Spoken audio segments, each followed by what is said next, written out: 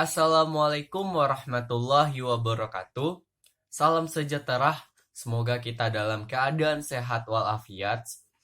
Kami dari kelompok 6 akan mempresentasikan hasil diskusi kami yang berjudul Siklus Keuangan dan Volcker, yang beranggotakan saya sendiri, Hilal, dan kedua teman saya, Dini dan Futu. Ini hasil diskusi kami. Pengertian.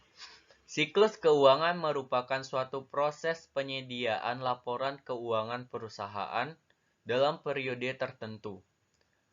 Siklus ini dimulai dari terjadinya transaksi sampai dengan penyiapan laporan keuangan pada akhir periode sebagai siklus yang ada di dalam Sistem Informasi Akuntansi atau SIA. Siklus keuangan sangat penting karena bisa mempengaruhi terlaksananya tugas pengolahan data finansial perusahaan. Data tersebut kemudian diolah menjadi informasi yang dibutuhkan baik bagi pihak yang di dalam maupun di luar perusahaan. Terjadinya siklus keuangan memungkinkan SIA bisa menyediakan informasi keuangan bagi tiap elemen perusahaan. Selanjutnya, ruang lingkup. Aplikasi siklus keuangan. Siklus ini memproses dua kejadian, ekonomi, perolehan kapital, dan penggunaan kapital untuk memperoleh pemilikan. Sistem aplikasi dalam siklus keuangan yaitu sistem pemilikan, sistem catatan jurnal, pelaporan keuangan. Selanjutnya, siklus keuangan menyediakan informasi untuk serangkaian laporan keuangan dan suatu lingkungan akunting. Semua sistem buku besar umum harus melaksanakan mengumpulkan data transaksi, memproses arus masuk transaksi, menyimpan data transaksi, melakukan pengendalian akunting, menyediakan laporan keuangan, mengklasifikasikan dan mengkodekan data, dan perkiraan transaksi.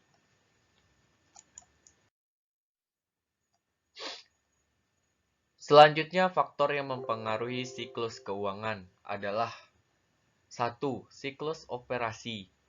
2. Volatilitas penjualan statis. 3. Ukuran perusahaan. 4. Umur perusahaan. 5. Proporsi laba atau rugi. 6. Likuiditas. 7. Leverage. 8. Klasifikasi industri. Halo teman-teman, saya Dina Lutfia Tunisa dari kelompok 6. Di sini saya akan menjelaskan tentang aktivitas bisnis dalam siklus keuangan. Yang pertama ada transaksi.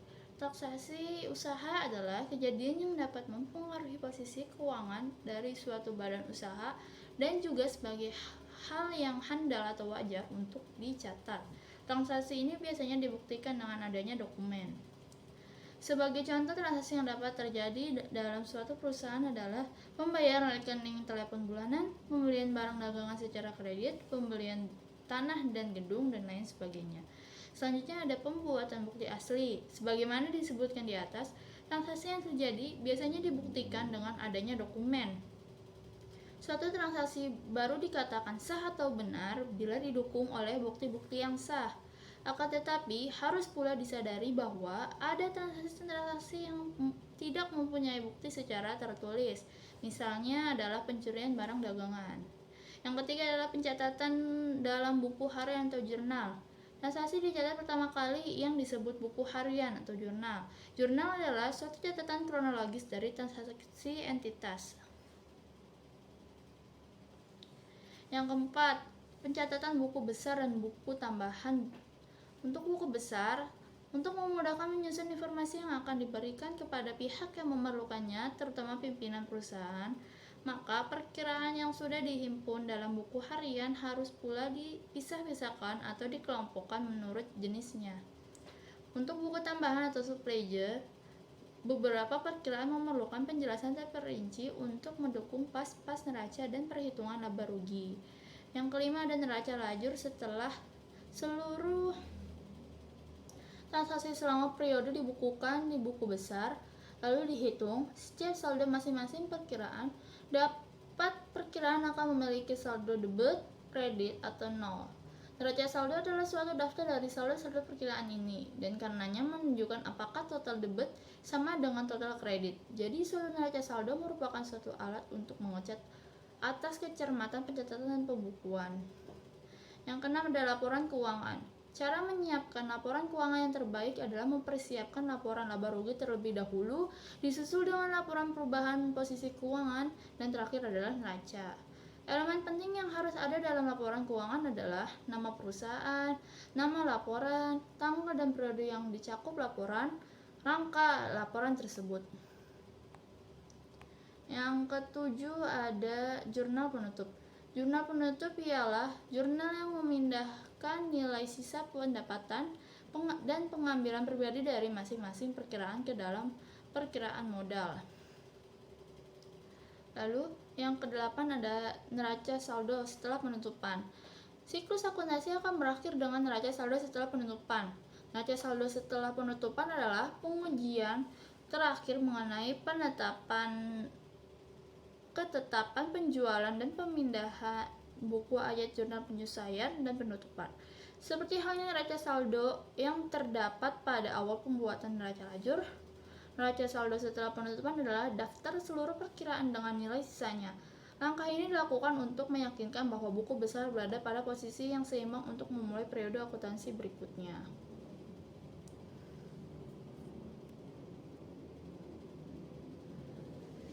Jenis siklus keuangan. Siklus pendapatan. Siklus pendapatan terdiri dari dua aktivitas utamanya, yaitu penjualan dan penerimaan kas. Perusahaan menerima pesanan, kemudian memproses pesanan, terus menerbitkan faktur, dan kemudian mendapatkan uang atas penjualan yang dilakukan. Untuk kumpulan aktivitas yang dilakukan disebut dengan siklus penjualan atau biasanya juga disebut dengan siklus pendapatan. Penerimaan kas sendiri menunjukkan besarnya jumlah uang tunai yang diterima oleh perusahaan. Metode pencatatan yang biasa digunakan adalah sistem aktural. Siklus pengeluaran. Pengeluaran yang dimaksud pada sistem ini adalah jumlah yang dikeluarkan atau diberikan oleh perusahaan untuk memperoleh barang atau jasa yang diperlukan untuk menjalankan bisnisnya. Transaksi yang termasuk di dalamnya seperti transaksi pembelian kredit, pembelian aset, pembayaran gaji, pengeluaran biaya-biaya, dan lain-lain. Sehingga setiap perusahaan mengeluarkan uang maka akan masuk dalam siklus pengeluaran ini. Siklus konversi. Siklus konversi bertanggung jawab atas kegiatan produksi yang dilakukan baik dalam bentuk produk maupun jasa. Yang termasuk dalam siklus ini adalah akuntansi biaya. Siklus konversi dapat menggunakan informasi yang berasal dari informasi pengeluaran untuk membantu kelancaran kegiatan atau pengambilan keputusan. Jenis siklus keuangan. Selanjutnya ada siklus pembiayaan. Pembiayaan yang dimaksud adalah pembiayaan eksternal yang digunakan untuk membiayai kegiatan operasional perusahaan. Siklus akuntansi pembiayaan akan mencatat dan melaporkan sistem yang berkaitan dengan hal tersebut. Contoh kegiatan yang termasuk pada siklus ini seperti transaksi saham, obligasi, dividen, dan akuisisi. Siklus aset tetap. Memiliki aset tetap merupakan salah satu bentuk investasi perusahaan untuk menunjang kegiatan operasional perusahaan. Beberapa kegiatan yang termasuk dalam siklus ini seperti pembelian aset tetap, depresiasi aset tetap, dan menjual aset yang sudah lama atau yang sudah usang. Siklus aset tetap berhubungan erat dengan siklus pembiayaan. Hal ini karena banyak perusahaan yang menggunakan pembiayaan eksternal untuk membeli aset tetap.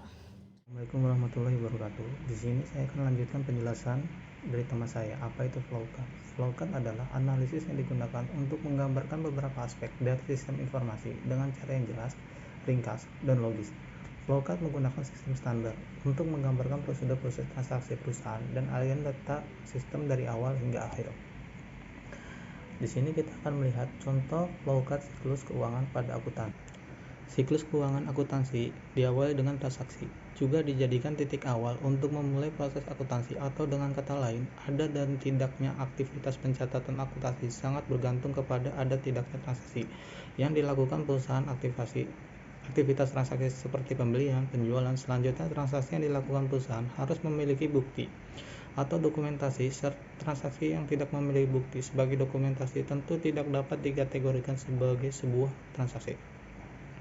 Bukti transaksi merupakan syarat mutlak untuk mengakui keberadaan dari sebuah transaksi. Langkah selanjutnya, dokumen dicatatkan dalam jurnal buku harian. Buku harian ini merupakan catatan untuk merekam transaksi perusahaan.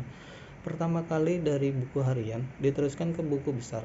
Buku besar digunakan untuk mengklarifikasi perkiraan jenis apabila kita belum mendapatkan informasi lengkap dalam buku harian tentang mutasi dari perkiraan, maka dalam buku besar umum ini kita sudah dapat mengetahui setiap perkiraan. Di samping buku besar umum, pada gambar di atas juga terlihat buku besar pembantu yang digunakan untuk cross check dengan buku besar umum. Buku besar pembantu ini pencatatannya adalah langsung dari bukti asli, sehingga daya kontrol terhadap buku besar umum tinggi. Setelah buku besar disiapkan, selanjutnya dibuatkan buku neraca saldo yang digunakan untuk mengkoreksi jika terdapat kekeliruan, mulai dari dokumentasi transaksi sampai pada buku besar umum. Buku neraca saldo ini berisi saldo perkiraan dalam sebuah perusahaan. Setelah neraca saldo disiapkan, maka dibuatkan neraca lajur yang digunakan untuk mempermudah penyajian laporan keuangan.